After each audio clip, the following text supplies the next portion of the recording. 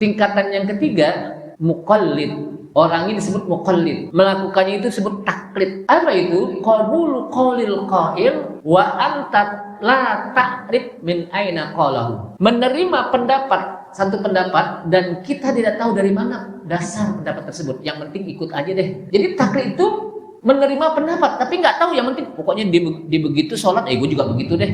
Ditanya itu dari mana? Ya aneh dari kayak orang-orang begitu deh sholatnya. Ente kenapa harus begini? Ya aneh melihat kayak orang-orang begitu.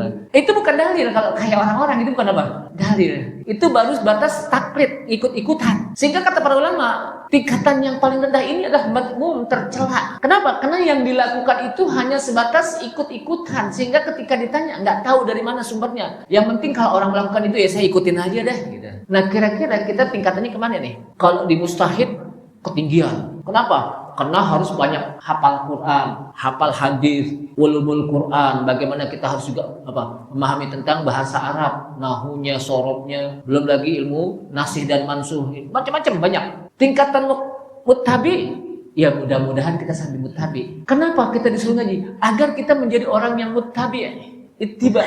Karena kalau tanpa ngaji lalu dia melakukan ibadah, pasti dia tidak bisa menjadi orang yang muttabi. Dia akan menjadi orang yang apa? Muqallid, taklid. Kenapa? Karena dia tidak tahu dari mana. Sehingga dalam ibadah itu yang penting gue ikut orang aja deh. Ketika ente kenapa kau harus begini? Ya ane sih kata orang-orang begini, kata orang-orang. Ente kenapa harus begini? Ya ane sih ngelihat orang kayak gitu, ya ane ikutin. Itu bukan dalil. Kata orang-orang atau menurut orang atau kayaknya harus begini gitu. Atau kayaknya nggak enak kalau nggak begini. Itu bukan dalil. Yang dalil itu apa? Apa yang disampaikan Rasulullah SAW, bagaimana yang dilakukan oleh para sahabat dan para ulama tabi'in, atba'ut tabi'in, dan ulama-ulama yang menjelaskan tentang hadis-hadis Rasulullah SAW. Itu namanya apa? Ittiba.